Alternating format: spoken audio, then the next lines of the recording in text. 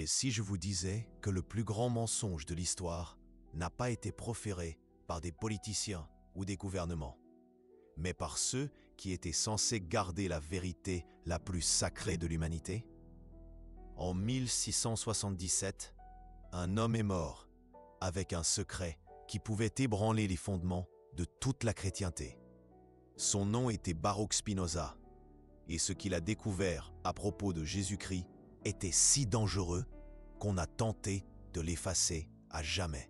Vous êtes sur le point de découvrir pourquoi. Mais avant, respirez profondément, car ce que je vais vous révéler va remettre en question tout ce qu'on vous a enseigné sur le ciel, sur Jésus et sur la véritable destinée qui nous a été promise. Imaginez un instant que vous êtes un détective enquêtant sur le plus grand crime de l'histoire. Pas un meurtre, pas un vol, mais le vol d'une promesse, le vol d'un espoir, le vol d'un royaume entier. Spinoza était ce détective, et ce qu'il a trouvé a tout changé. Paris, 1660. Un jeune philosophe juif arpente les rues pavées, transportant sous le bras des manuscrits que personne d'autre n'osait lire. Spinoza n'était pas chrétien, mais quelque chose le fascinait dans les enseignements originaux de Jésus. Quelque chose qui ne concordait pas avec ce que l'Église prêchait. Il a commencé à poser des questions dangereuses. Si Jésus parlait vraiment d'un royaume céleste lointain, pourquoi passait-il autant de temps à guérir les pauvres sur terre? Pourquoi se souciait-il de la faim, de l'injustice sociale, des exclus du système romain? Pourquoi, dans les évangiles originaux, Jésus parlait-il constamment de transformer ce monde et non pas de s'en échapper? Spinoza s'est plongé dans les textes en araméen, en grec et en hébreu, nuit après nuit, ligne après ligne, mot après mot. Et puis, la première découverte.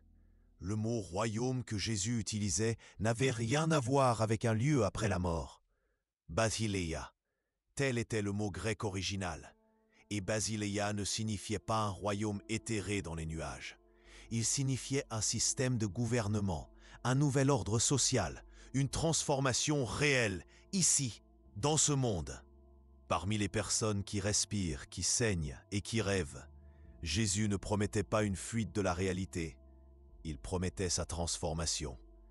Mais si c'est vrai, pourquoi personne ne vous l'a dit? Pourquoi a-t-on passé 2000 ans à enseigner exactement le contraire? Des années. C'est ici que nous commençons à démêler la conspiration la plus silencieuse de l'histoire. Spinoza a découvert que dans les premiers siècles après la mort de Jésus, il existait deux courants complètement opposés, interprétant ses enseignements. D'un côté, les disciples qui croyaient au message original. Le royaume de Dieu était un projet politique et social pour transformer le monde. De l'autre côté, ceux qui préféraient une version plus convenable, une version qui ne menaçait pas le pouvoir établi. Réfléchissez avec moi. Si Jésus promettait vraiment la justice sociale, l'égalité, la redistribution des richesses et un nouveau système de gouvernement sur Terre, qui serait le plus intéressé à déformer ce message? Exact. Ceux qui bénéficiaient du système d'injustice déjà existant, l'Empire romain qui a crucifié Jésus est paradoxalement devenu le gardien de ses enseignements lorsque Constantin a légalisé le christianisme en 313 après Jésus-Christ. Et voici le retournement de situation que Spinoza a mis au jour. Constantin ne s'est pas converti par foi, il s'est converti par tout voir. Imaginez le scénario suivant. Vous êtes empereur de Rome. Votre empire est en crise. Des révoltes populaires, une inégalité extrême, le peuple est désespéré par le changement. Puis, un mouvement religieux apparaît qui promet exactement cela, un changement radical dans la structure sociale. Que faites-vous? 1, 2. Option A. Combattre le mouvement et créer des martyrs, le rendant ainsi encore plus fort. Option B. Coopter le mouvement, devenir son leader et modifier subtilement son message pour qu'il ne menace plus votre pouvoir. Constantin a choisi l'option B. Et c'était génial. Spinoza a découvert qu'à partir du concile de Nicée, en 325 après Jésus-Christ, le message de Jésus a été systématiquement modifié. Le royaume terrestre est devenu royaume céleste. La justice sociale est devenue conformisme spirituel. La révolution est devenue résignation. Le ciel, qui devait être ici, a été repoussé après la mort. Mais je vais vous raconter quelque chose qui va vous donner des frissons. Spinoza a trouvé des preuves que Jésus, en réalité, parlait exactement comme un leader révolutionnaire de son temps. Pas seulement un leader spirituel, un leader social. Lorsque Jésus disait « Heureux les pauvres », ce n'était pas une promesse de récompense future. C'était un manifeste politique. Les pauvres hériteraient de la terre parce que le système serait transformé pour que cela arrive. Lorsqu'il a chassé les marchands du temple, ce ne fut pas un acte de purification religieuse isolé. Ce fut un acte de résistance économique. Jésus dénonçait la corruption qui transformait la foi en commerce. Lorsqu'il a dit qu'il serait plus facile à un éléphant de passer par le chat d'une aiguille qu'à un riche d'entrer dans le royaume des cieux, il ne parlait pas d'une impossibilité métaphysique. Il disait que dans le nouveau système social qu'il proposait, l'accumulation extrême de richesses serait incompatible avec les valeurs de justice et d'égalité. Le royaume des cieux était le nom que Jésus donnait à une société juste sur terre. Et Spinoza l'a prouvé. Mais voici la question qui va nous hanter pendant le reste de cette conversation. Si Spinoza avait raison, si Jésus planifiait vraiment un royaume sur terre, qu'est-ce que cela signifie pour nous aujourd'hui? Paris, 1670. Spinoza termine son œuvre la plus dangereuse, traité théologico-politique. Il sait qu'il marche sur un terrain miné. Questionner l'interprétation officielle des évangiles n'est pas seulement de l'hérésie académique. C'est une menace directe au pouvoir établi. Et il sait qu'il sera persécuté pour cela. Mais quelque chose le pousse à continuer. Peut-être la même force qui a poussé Jésus à continuer de prêcher, même en sachant qu'il serait crucifié. La vérité a une gravité propre. Elle attire ceux qui ont le courage de la regarder en face.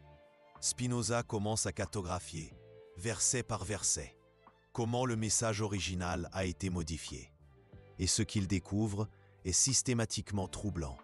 Chaque fois que Jésus parlait de changement social immédiat, les traductions ultérieures inséraient des mots comme spirituel ou au ciel. Chaque fois que Jésus parlait de justice concrète pour les opprimés, les traducteurs créaient des interprétations allégoriques qui vidaient le contenu politique. Ce fut une opération d'ingénierie textuelle qui a duré des siècles. Mais Spinoza est allé plus loin. Il n'a pas seulement prouvé que le message avait été modifié, il a montré pourquoi il devait être modifié.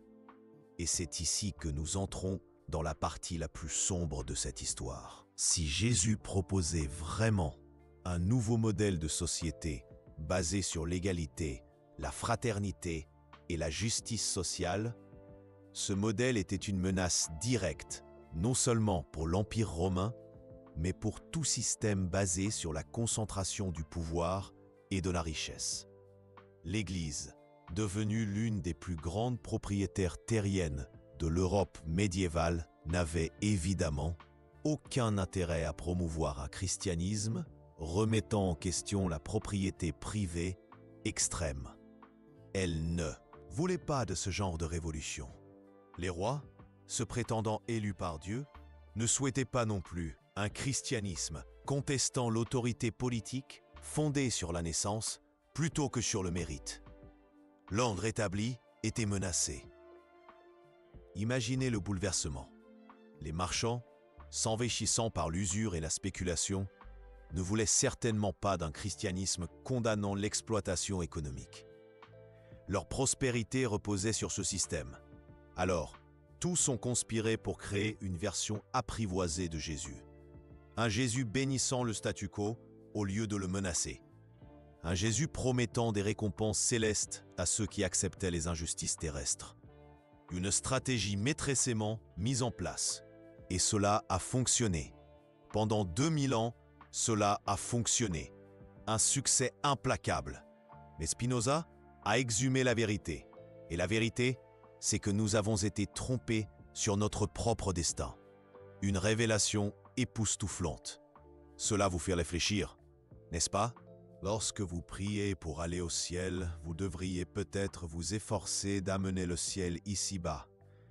Quand vous acceptez les injustices en pensant être récompensé après la mort, vous devriez peut-être combattre ces injustices ici et maintenant. Quand vous vous résignez à un monde cruel en attendant un monde meilleur dans l'au-delà, vous devriez peut-être construire ce monde meilleur dans le présent. Jésus, selon Spinoza, ne nous a pas appelés à être des touristes attendant de quitter la Terre. Il nous a appelés à être des architectes transformant la Terre. Une vocation puissante. Mais vous vous demandez peut-être si Spinoza a découvert cela au XVIIe siècle, pourquoi ne le savons-nous toujours pas? Allez, excellente question. Et la réponse vous donnera encore plus de frissons. Spinoza a été systématiquement réduit au silence. Son œuvre a été bannie par l'Église catholique, rejetée par les protestants et même par la communauté juive d'Amsterdam qui l'a excommunié. Il est mort isolé, persécuté, ses livres interdits dans presque toute l'Europe. Une tragédie silencieuse. Ils ont tenté d'effacer Spinoza de l'histoire et ils ont presque réussi. Mais les vérités enfouies ont cette étrange manie de ressusciter.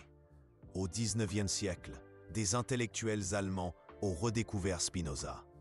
Au XXe siècle, des théologiens de la libération en Amérique latine ont commencé à établir des liens similaires, lisant les évangiles avec un regard politique.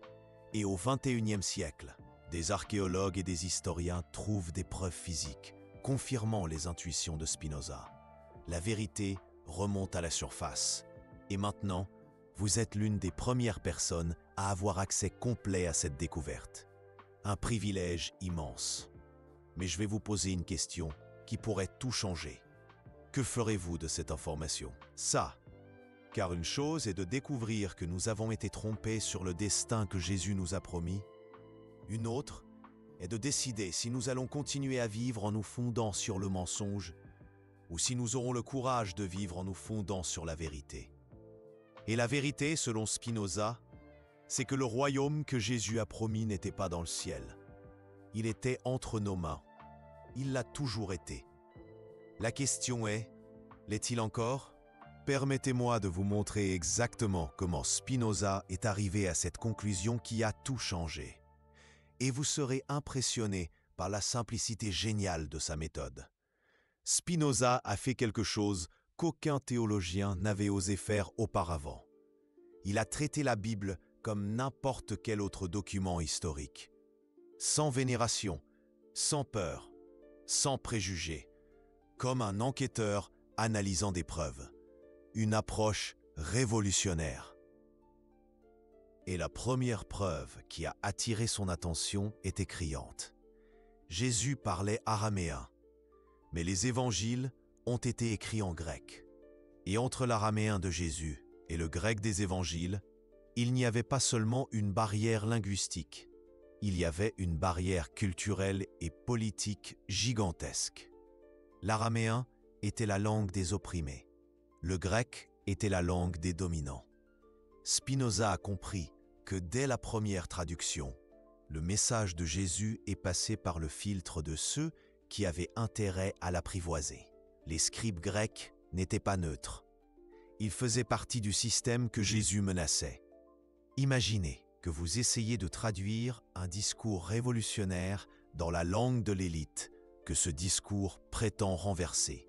Cela fonctionnerait-il? Exactement. Cela ne fonctionnerait pas. Et cela n'a pas fonctionné. Mais Spinoza est allé encore plus loin. Il a découvert qu'il existait des versions des évangiles qui ont circulé dans les premiers siècles et qui ont été délibérément exclues du canon biblique officiel. Des évangiles qui montraient un Jésus beaucoup plus politique, beaucoup plus social, beaucoup plus dangereux. L'évangile de Thomas, l'évangile de Philippe, l'évangile de Marie-Madeleine. Dans ces textes, Jésus apparaît comme quelqu'un qui planifie explicitement une transformation sociale radicale. Quelqu'un qui parle ouvertement de redistribution des richesses, de fin de l'exploitation, d'un nouveau modèle d'organisation communautaire, des idées subversives. Mais ces évangiles ont été déclarés hérétiques précisément parce qu'ils étaient trop fidèles au message original. C'est paradoxal, n'est-ce pas? Les textes les plus proches de Jésus ont été considérés comme moins chrétiens.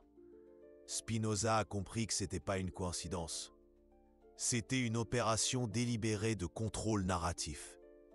Et voici le moment le plus choquant de sa découverte. Spinoza a réalisé que le mot même « Christ » a été resignifié pour vider son contenu politique. Christ vient de Christos, qui signifie « roi ». Mais roi pourquoi? Dans la tradition juive de l'époque de Jésus, roi se référait spécifiquement au roi. Le Messie était attendu comme un leader politique qui libérerait le peuple de l'oppression romaine et établirait un royaume de justice sur terre. Jésus n'a pas rejeté ce titre, il l'a embrassé. Mais l'Église postérieure a transformé Christ en quelque chose de purement spirituel, déconnecté de toute implication politique ou sociale. Elle a transformé un titre révolutionnaire en un titre mystique.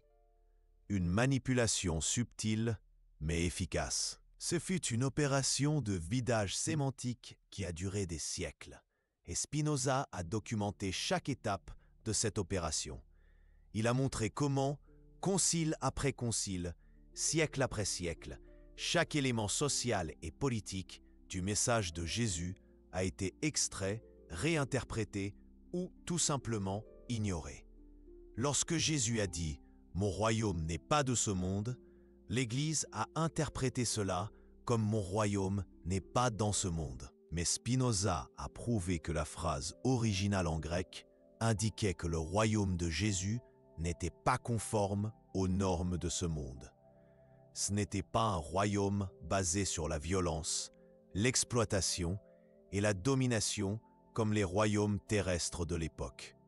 C'était un royaume différent, mais néanmoins un royaume terrestre. La différence entre « n'est pas de ce monde » et « n'est pas conforme à ce monde » peut sembler subtile, mais elle change tout. La première phrase justifie l'évasion. La seconde justifie la transformation. Et Jésus parlait de transformation. Vous sentez-vous le poids de cela? Pendant 2000 ans, des milliards de personnes ont été enseignées à attendre au mauvais endroit une promesse qui aurait dû être tenue ici et maintenant. Des milliards de personnes ont accepté les injustices en pensant être récompensées au ciel, alors qu'elles auraient dû combattre ces injustices pour construire le ciel sur terre. Une réflexion bouleversante. Des milliards d'êtres humains se sont résignés à la pauvreté, aux inégalités, à l'exploitation, parce qu'ils croyaient que le royaume promis par Jésus se trouvait dans une autre dimension.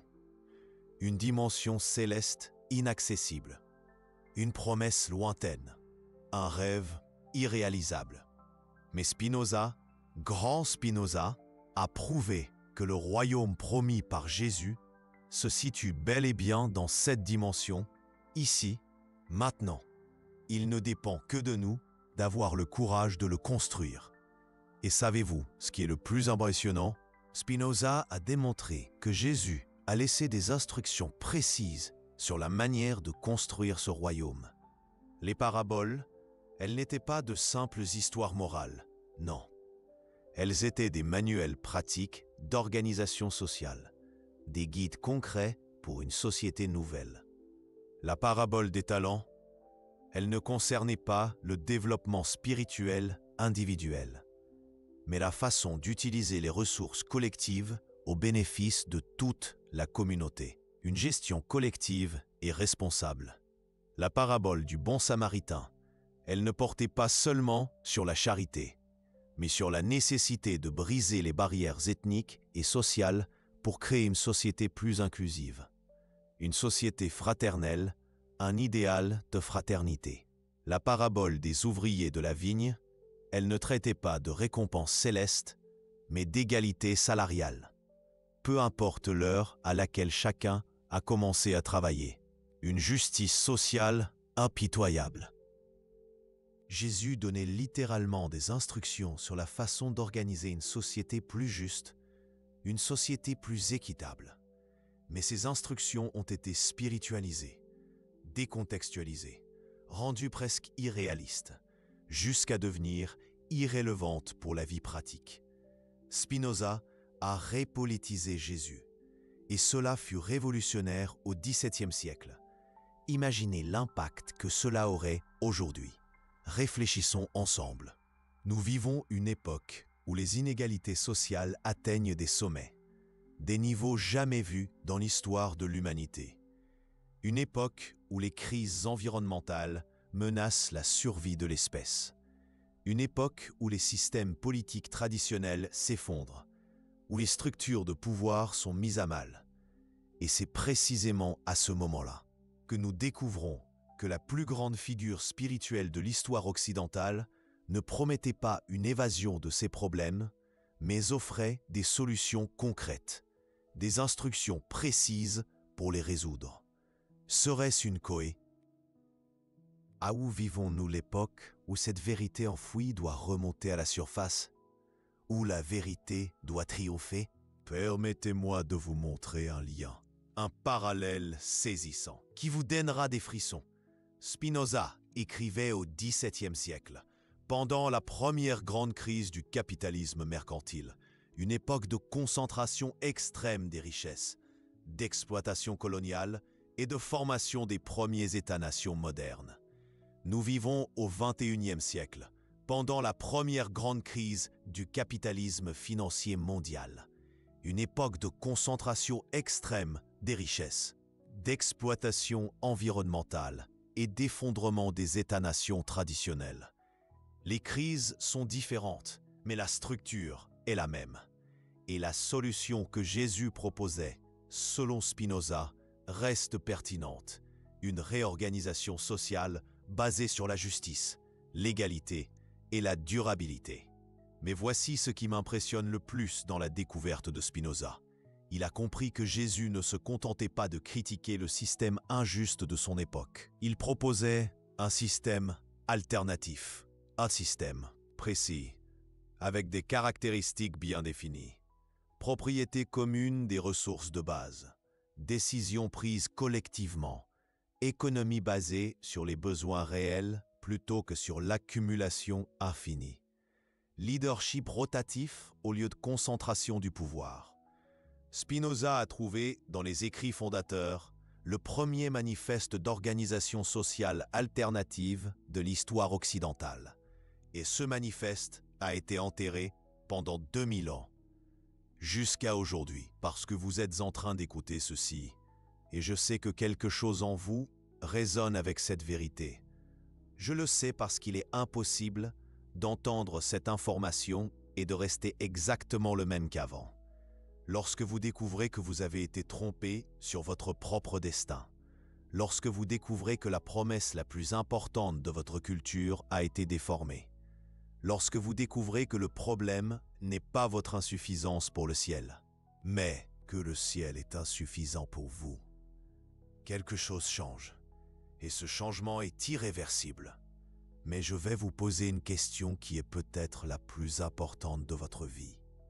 Si Jésus proposait vraiment un royaume terrestre, s'il appelait vraiment l'humanité à construire une société juste ici et maintenant, s'il offrait vraiment des instructions pratiques pour y parvenir, auriez-vous le courage de le suivre? Parce qu'une chose est de découvrir que nous avons été trompés, une autre est d'avoir le courage de vivre en fonction de la vérité. Et la vérité, selon Spinoza, exige de nous quelque chose de beaucoup plus exigeant que la foi passive. Elle exige une action transformatrice. Amsterdam, 1673. Spinoza travaille sur ce qui sera son œuvre maîtresse, Éthique. Il sait qu'il ne lui reste pas beaucoup de temps. La tuberculose consume ses poumons.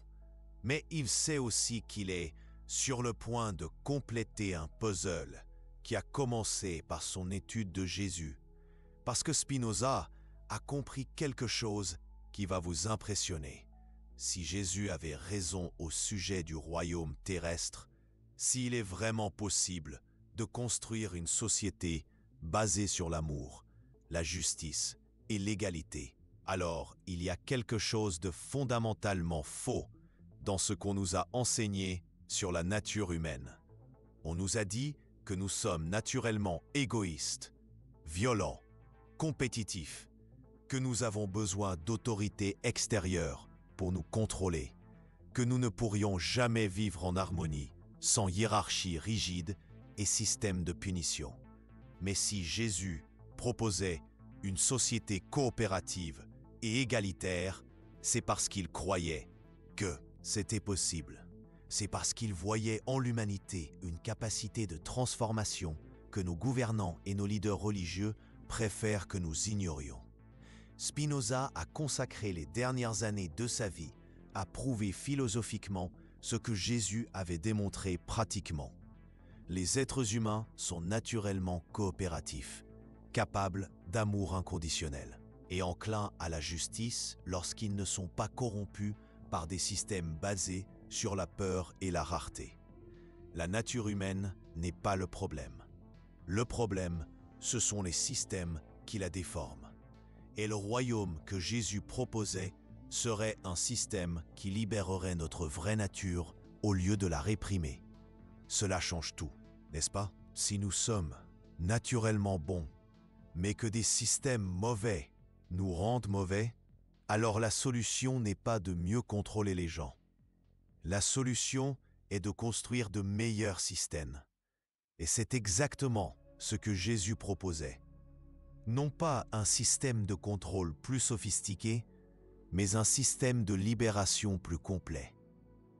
Un royaume où chaque personne pourrait exprimer sa vraie nature sans peur, sans pénurie, sans compétition destructrice. Un royaume où le ciel ne serait pas une promesse lointaine, mais une réalité présente. Spinoza a prouvé que ce royaume est possible. Plus que cela, il a prouvé que ce royaume est inévitable si nous avons le courage de le construire. Et peut-être, juste peut-être, vous serez parmi ceux qui auront ce courage. Parce que maintenant, vous connaissez la vérité. Et la vérité a une force propre. Elle ne vous laisse pas tranquille jusqu'à ce que vous fassiez quelque chose avec elle. La question est, que ferez-vous? Mais avant de répondre, permettez-moi de vous montrer quelque chose qui vous donnera une perspective totalement différente du moment que nous vivons. Vous souvenez-vous que Spinoza est mort en 1677, isolé et persécuté? Eh bien, 300 ans plus tard, au XXe siècle, quelque chose d'extraordinaire a commencé à se produire. Dans des lieux diamétralement opposés du globe, des individus n'ayant jamais entendu parler de Spinoza sont parvenus aux mêmes conclusions que lui. En Amérique latine, des théologiens tels que Leonardo Boff et Gustavo Gutiérrez ont élaboré la théologie de la libération, prêchant précisément ce que Spinoza avait découvert, un Jésus révolutionnaire social, prônant une transformation terrestrale et non une fuite céleste. En Afrique du Sud, Desmond Tutu s'est appuyé sur le christianisme pour combattre l'apartheid, appliquant concrètement la vision de Jésus comme bâtisseur d'une justice sociale sur terre. En Inde, Gandhi a étudié les écrits fondateurs et en a extrait non pas une doctrine de résignation, mais un manuel de résistance non violente pour la transformation politique. Dans tous ces cas, des personnes redécouvraient le Jésus politique que Spinoza avait trouvé dans les textes originaux. La vérité était en train de ressurgir, en des lieux différents, à des époques différentes. Mais toujours la même vérité. Le royaume promis par Jésus était ici, attendant d'être construit. Et maintenant, au XXIe siècle, nous vivons le moment où cette vérité ne peut plus être supprimée. Parce que quelque chose a changé. Fondamentalement, pour la première fois dans l'histoire de l'humanité, nous disposons des ressources technologiques, des connaissances scientifiques et de la capacité de communication nécessaires pour construire le type de société que Jésus décrivait. Pensez-y, Jésus parlait d'un royaume où il n'y aurait pas de famine. Aujourd'hui, nous produisons assez de nourriture pour nourrir 12 milliards de personnes. Le problème n'est pas la rareté, c'est la distribution. Jésus parlait d'un royaume où il n'y aurait pas de maladie évitable. Aujourd'hui, nous possédons les connaissances médicales pour éradiquer la plupart des maladies qui tuent par pauvreté. Le problème n'est pas l'ignorance, c'est l'accès. Jésus parlait d'un royaume où les décisions seraient prises collectivement, où chaque voix serait entendue. Aujourd'hui, nous avons la technologie numérique qui permet une participation démocratique directe de milliards de personnes simultanément. Le problème n'est pas l'impossibilité technique, c'est la volonté politique. Jésus parlait d'un royaume où le travail serait digne, où chaque personne contribuerait selon ses talents. Aujourd'hui, nous disposons d'une automatisation suffisante pour libérer l'humanité des travaux dégradants et nous concentrer uniquement sur ce qui est créatif et significatif. Le problème n'est pas le manque de productivité, c'est la répartition des bénéfices. Vous commencez à percevoir le schéma? Tous les éléments du royaume que Jésus décrivait sont techniquement possibles aujourd'hui. Pour la première fois dans l'histoire, ils sont techniquement possibles. La seule chose qui empêche la construction de ce royaume, c'est que la plupart des gens croient encore qu'il devrait se trouver dans le ciel, au lieu d'ici, sur terre. Mais vous n'y croyez plus. Vous connaissez la vérité que Spinoza a découverte, et cela vous place dans une position très spéciale. Permettez-moi de vous expliquer pourquoi. Tout au long de l'histoire, il y a toujours eu deux catégories de personnes. Celles qui savent qu'un autre monde est possible et celles qui croient que celui-ci est le seul monde possible. Les pharaons d'Égypte croyaient que l'esclavage était naturel et inévitable. Mais Moïse savait qu'un autre monde était possible. Les seigneurs féodaux du Moyen-Âge croyaient que la servitude était ordonnée par Dieu. Mais les premiers penseurs de la Renaissance savaient qu'un autre monde était possible. Les colonisateurs européens croyaient que la domination raciale était scientifiquement justifiable. Mais des leaders comme Mandela savaient qu'un autre monde était possible. À chaque époque, la majorité accepte le système en vigueur comme naturel et inévitable. Mais il existe toujours une minorité qui arrive à voir au-delà des limites du présent. Cette minorité, ce sont les bâtisseurs du futur. Et maintenant, vous faites partie de cette minorité. Parce que vous savez que le royaume que Jésus proposait n'était pas une fantaisie impossible. C'était un projet réalisable qui a été délibérément saboté par ceux qui profitaient du système d'injustice. Mais le sabotage n'est pas l'éternité, et l'heure est venue pour la vérité de revenir à la surface. Sauf que cette fois, elle ne reviendra pas par l'intermédiaire d'un philosophe isolé comme Spinoza. Elle reviendra par l'intermédiaire d'un réseau mondial de personnes qui ont compris le message et ont décidé de le mettre en pratique. Et vous pouvez être l'une de ces personnes. Mais permettez-moi d'être très précis sur ce que cela signifie dans la pratique. Lorsque Jésus parlait du royaume des cieux sur terre, il ne parlait pas d'un événement magique qui se produirait du jour au lendemain. Il parlait d'un processus graduel de transformation qui commencerait avec de petits groupes et se répandrait organiquement. Les premières communautés chrétiennes, avant d'être cooptées par le pouvoir établi, fonctionnait exactement ainsi. Propriété commune, décision collective, soucis mutuels, égalité entre hommes et femmes, absence de hiérarchie fixe. Elles étaient des prototypes du royaume terrestre que Jésus avait décrit. Et elles fonctionnaient. Le problème est que lorsque ces communautés ont commencé à croître et à devenir une menace pour le pouvoir établi, elles ont été infiltrées, corrompues et finalement transformées en l'Église institutionnelle que nous connaissons aujourd'hui. Mais l'essence du projet original n'est jamais morte. Elle est restée latente, attendant le moment propice pour ressurgir. Et ce moment est maintenant. Parce qu'aujourd'hui, contrairement au 1er, 2e ou 3e siècle, nous avons les outils pour protéger les projets communautaires de l'infiltration et de la corruption. Nous avons la décentralisation numérique. Nous avons la communication cryptée. Nous avons des systèmes de gouvernance transparents et incorruptibles. Nous avons, pour la première fois dans l'histoire, la capacité de construire le royaume que Jésus décrivait sans qu'il soit détruit par ceux qui profitent du chaos. Mais voici ce qui est encore plus extraordinaire. Spinoza n'a pas seulement prouvé que Jésus proposait un royaume terrestre. Il a également développé la philosophie nécessaire pour rendre ce royaume durable à long terme. Dans son éthique, Spinoza a montré que les êtres humains sont naturellement coopératifs lorsqu'ils vivent dans des systèmes qui respectent leur véritable nature, que les conflits destructeurs ne surviennent que lorsque des personnes sont forcées de rivaliser pour des ressources artificiellement rares, que les hiérarchies rigides sont inutiles lorsque les décisions sont prises sur la base de connaissances partagées au lieu du pouvoir concentré. Spinoza a créé le manuel d'opération pour le royaume que Jésus avait décrit. Et ce manuel est disponible pour ceux qui veulent l'utiliser.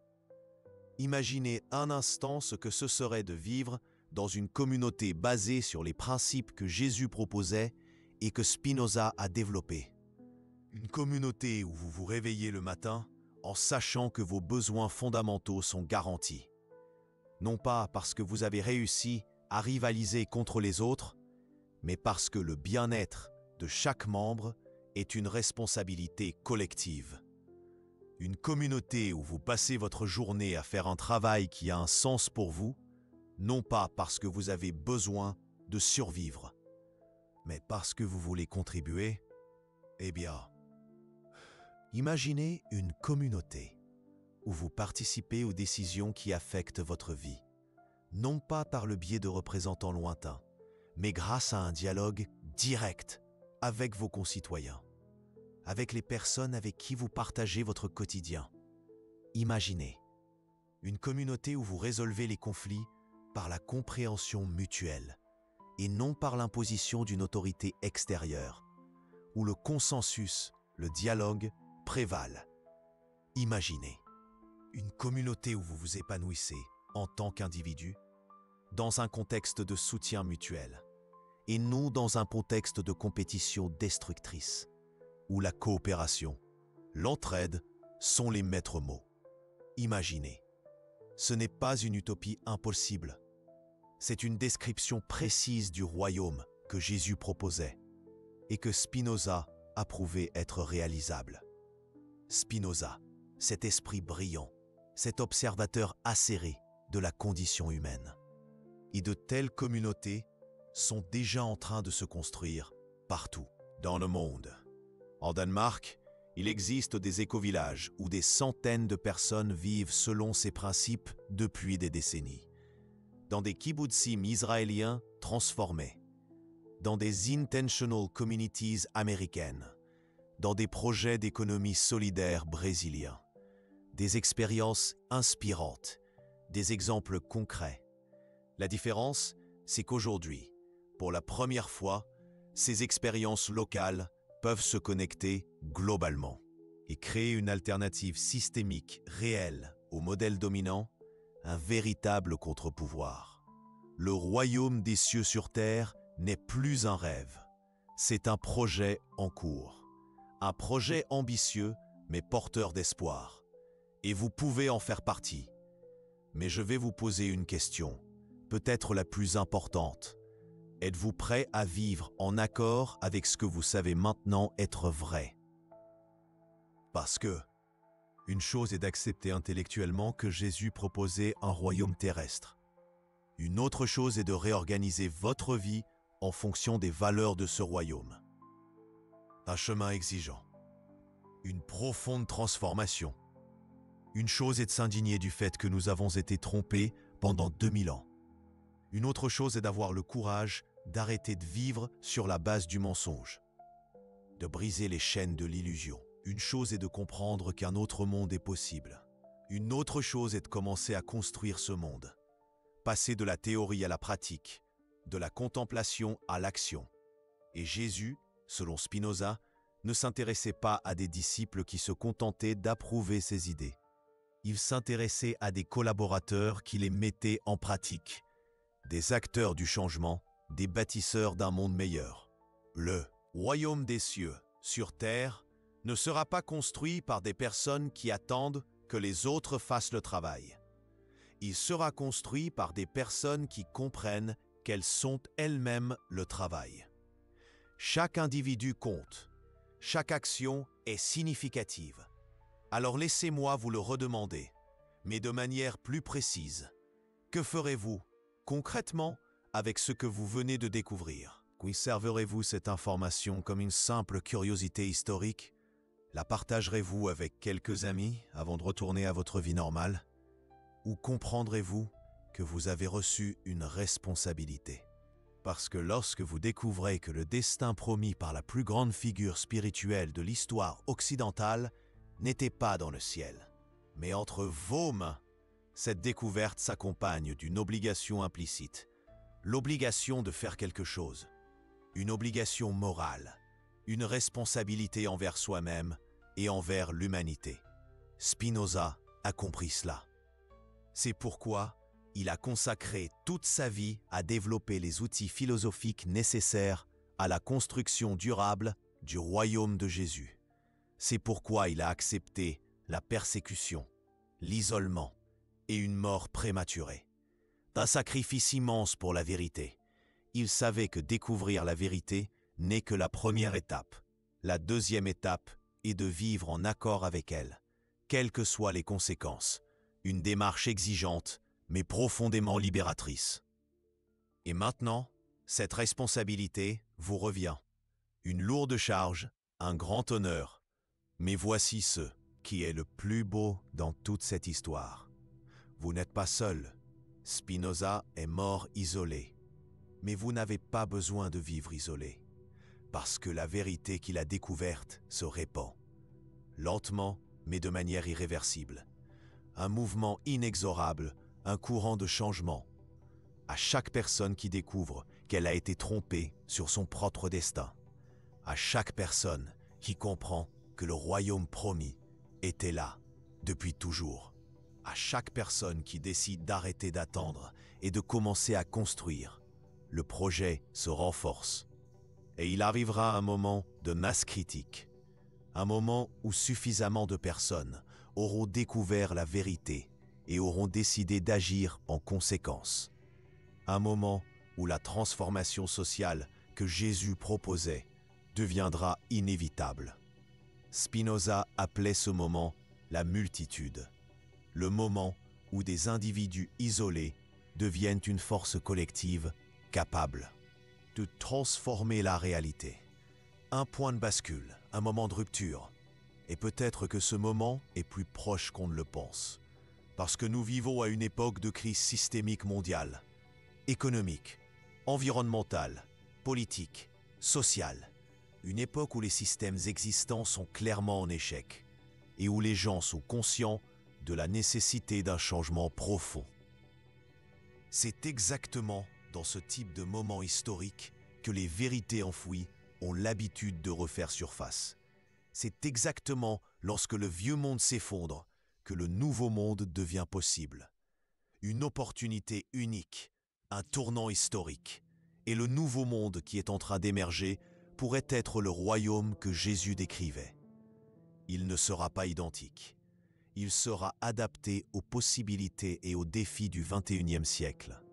Mais il aura la même essence, une organisation sociale basée sur l'amour, la justice, l'égalité et la durabilité. Une société harmonieuse et juste. Une organisation sociale où le ciel n'est pas une promesse lointaine, mais une réalité présente. Un monde où le bonheur, la paix et la justice sont accessibles à tous. Une organisation sociale qui honore ce que nous sommes réellement. Des êtres capables de coopération, de compassion et de créativité, lorsque nous ne sommes pas forcés à nous livrer à une concurrence pour la survie de base. Notre potentiel humain enfin libéré. Et vous, qui connaissez maintenant la vérité que Spinoza a découverte, vous avez l'opportunité d'être l'un des bâtisseurs de ce nouveau monde. Un rôle historique, une responsabilité immense. La question est, allez-vous accepter cette opportunité? Parce qu'elle ne durera pas éternellement. Les moments historiques comme celui-ci sont rares. Les fenêtres de transformation s'ouvrent et se ferment. Et nous vivons dans l'une de ces fenêtres. Une fenêtre d'opportunité, une chance unique pour l'humanité. De l'autre côté de cette fenêtre se trouve le royaume que Jésus proposait, attendant d'être construit. Un monde meilleur, un avenir radieux. La seule chose que vous devez faire est de décider si vous allez le traverser, si vous allez cesser d'attendre le ciel et commencer à le créer. Agir plutôt que subir. Si vous allez cesser d'accepter que ce monde est le seul possible et commencer à construire le monde qui devrait être, osez rêver, osez construire. Si vous allez honorer la découverte de Spinoza en vivant en accord avec elle, être fidèle à la vérité, fidèle à soi-même, le choix vous appartient. Un choix déterminant pour votre avenir et celui de l'humanité. Mais souvenez-vous, Jésus ne promettait pas que les autres feraient le travail à votre place. Il vous conviait à faire le travail avec les autres. Une entreprise collective, un travail d'équipe. Le royaume des cieux sur terre n'est pas un cadeau que vous recevez. C'est un projet que vous construisez. Un projet commun, un avenir partagé. Et maintenant, vous le savez. La question qui demeure est: que ferez-vous de cette connaissance? Une connaissance puissante, une connaissance libératrice. Parce que Spinoza a prouvé une chose. La vérité a cette étrange capacité de devenir réalité lorsque des personnes courageuses décident de vivre en accord avec elle. Et peut-être que vous êtes l'une de ces personnes courageuses. Peut-être que vous êtes quelqu'un qui comprend que découvrir qu'on a été trompé sur son destin n'est pas une raison de désespoir. C'est une raison d'espérance, une opportunité, un nouveau départ. Parce que cela signifie que votre véritable destin est encore disponible. Il est encore à votre portée. Il dépend encore de vos choix. Le choix vous appartient. Le ciel qu'on vous a promis n'était pas au mauvais endroit. C'est vous qui regardiez dans la mauvaise direction. Il a toujours été là, vous attendant d'être construit, ensemble.